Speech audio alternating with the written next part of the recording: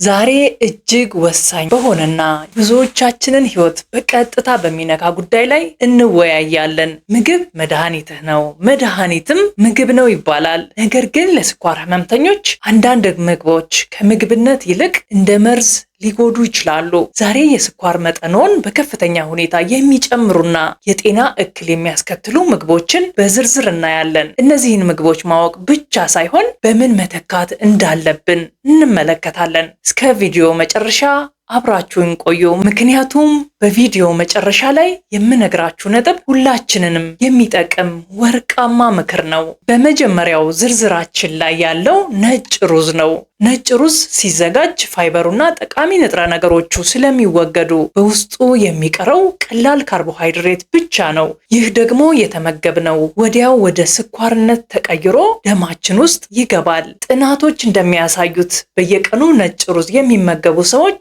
በስኳር የመያዝ እድላቸው በ27% ይጨምራል። መፍትሄው በነጭ ሩዝ ምትክ ብራውን ወይንም ቡኒ ሩዝ፣ ገብስ ወይም አጃን ቢጠቀሙ የተመረጠ ነው። ሁለተኛውና በጣም አደገኛው ነጭ ዱቄትና ከነጭ ዱቄት የሚሰሩ ምግቦች እንደ ነጭ ዳቦ፣ ፓስታ፣ ሞኮሮኒ የመሳሰሉት ናቸው። እነዚህ ምግቦች ሃይ ግላይሴሚክ ኢንዴክስ አላቸው። ይህ ማለት የደም ስኳርን እንደ ሮኬት በፍጥነት ያንሩታል። ሁሌም ሙሉ እህል ወይንም ሆል ግሬን ያላቸውን ካልተፈተገ እህል የሚዘጋጁ ዳቦዎችን ይምረጡ።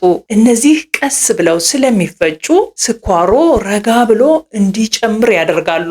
ሶስተኛው ወተት ለጤና ጥሩ ቢሆንም ሙሉ ቅባት ያለው ወተት ግን ለስኳር ህመምተኛ በውስጡ ያለው ሳቹሬትድ ፋት የኢንሱሊን ስራን ያውካል። በተጨማሪም ለልብ ህመም የሚያጋልጠው መጥፎ ኮሌስትሮልን ይጨምራል። መፍትሄው ቅባት የወጣለትን ወተት ወይም ዝቅተኛ ቅባት ያለውን እርጎ መጠቀም ይመከራል። ለምን መሰላችሁ? በእነዚህ ምግቦች ውስጥ ያለው ሳቹሬትድ ፋት ለሰውነታችን ከባድ ይሆንበታል። ኢንሱሊን በደማችን ውስጥ ያለውን ስኳር ወደ ሴሎቻችን ለማስገባት ሲሞክር ይህ ስብ እንቅፋት ይሆንና የኢንሱሊን መቋቋም ወይንም ኢንሱሊን ሬዚስታንስ ይፈጠራል። ከዛም አልፎ ይህ ስብ በደማችን ውስጥ ያለውን መጥፎ ኮሌስትሮል ከፍ በማድረግ ለልብ ህመም ያጋልጠናል። የስኳር ህመም ደግሞ ቀድሞውንም ለልብ ጤና ጥንቃቄ የሚፈልግ በመሆኑ ነገሩን በእንቅርት ላይ ጆሮ ደግፍ እንዳይሆንብን መጠንቀቅ አለብን። መፍትሄው ወተት መጠጣት ማቆም የለባችሁም። ይልቁንም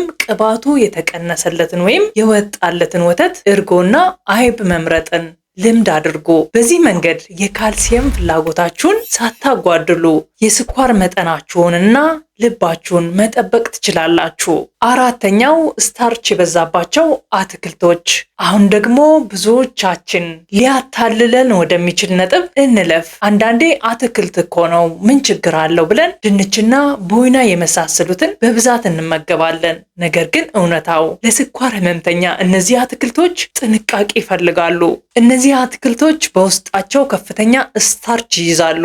ስታርች ማለት ረጅም የተሳሰረ ሰንሰለት የግሉኮስ ወይንም የስኳር ዘለላዎች ናቸው። አንዴ ሆዳችን ውስጥ ከገቡ ያ ሰንሰለት በፍጥነት ተበጣጥሶ ደማችንን በስኳር ያጥለቀልቀዋል። ታዲያ መፍትሄው ሙሉ በሙሉ መተው ካልቻላችሁ አንድ ድንቅ ነገር ልንገራችሁ፣ ብቻውን አለመብላት ነው። ድንችን ወይም ቦይናን ስትመገቡ እንደ ሰላጣ፣ ጎመን ወይም ቆስጣ ከመሳሰሉ አረንጓዴ ቅጠላ ቅጠሎች ጋር ቀላቅላችሁ ብሏቸው። በእነዚህ ቅጠሎች ውስጥ ያለው ፋይበር ልክ እንደ ትራፊክ ፖሊስ ሆኖ ስኳር ወደ ደም የሚገባበትን ፍጥነት ይገታዋል። በዚህም ምክንያት ስኳራችሁ ድንገት ከመጨመር ይልቅ ረጋ ብሎ እንዲቆይ ይረዳዋል። አምስተኛው በዘይት የተጠበሱ ምግቦች፣ ቺፕስ፣ የተጠበሰ ዶሮና መሰል ምግቦች በውስጣቸው መጥፎ ስብ ወይንም ትራንስፋት ይይዛሉ። እነዚህ ምግቦች የደም ስኳርን ከመጨመር ባለፈ የልብ ቧንቧዎችን ይደፍናሉ። ቀላሉ መፍትሄ በዘይት ከመጥበስ ይልቅ በኦቨን ወይም በእንፋሎት ማብሰል በእጅጉ የተሻለ ነው። ስድስተኛው ሰው ሰራሽ ማጣፈጫዎች። አሁን ደግሞ ብዙዎቻችን መፍትሄ የመሰለን ነገር ግን ሌላ ፈተና ስለሚሆነው ነጥብ እናውራ።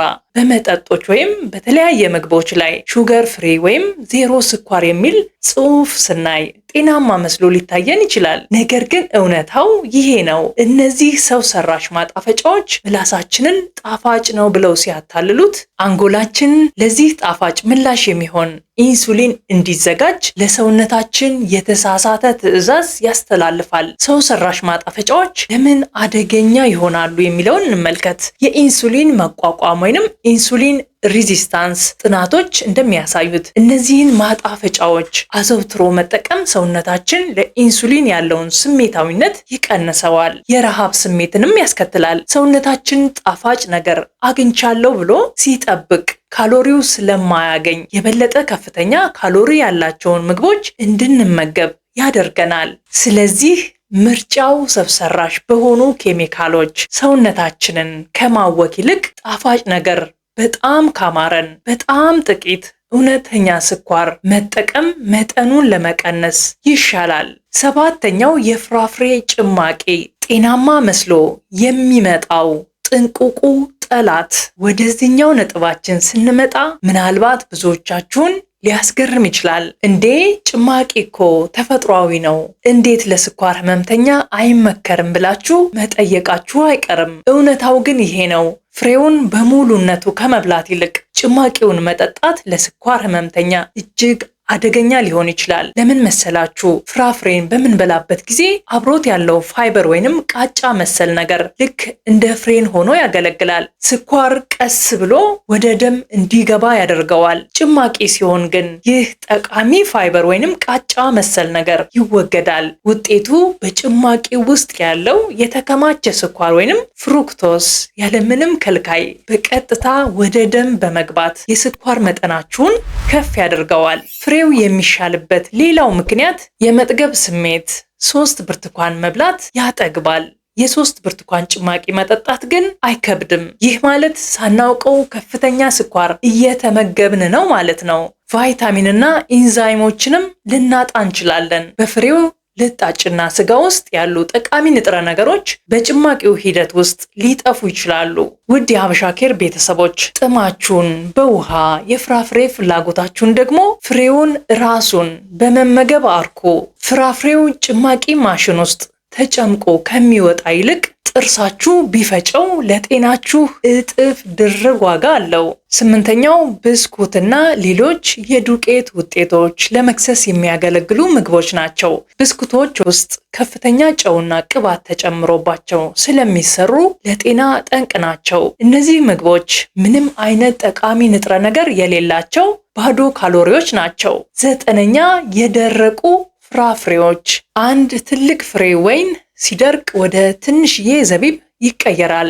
ነገር ግን በውስጡ ያለው ስኳር አይቀንስም። ስለዚህ 10 ወይን መብላትና 10 ዘቢብ መብላት በስኳር መጠናቸው እኩል ቢሆኑም ዘቢቡ ስለማያጠግብ በቀላሉ ብዙ እንድንመገብ ያደርገናል።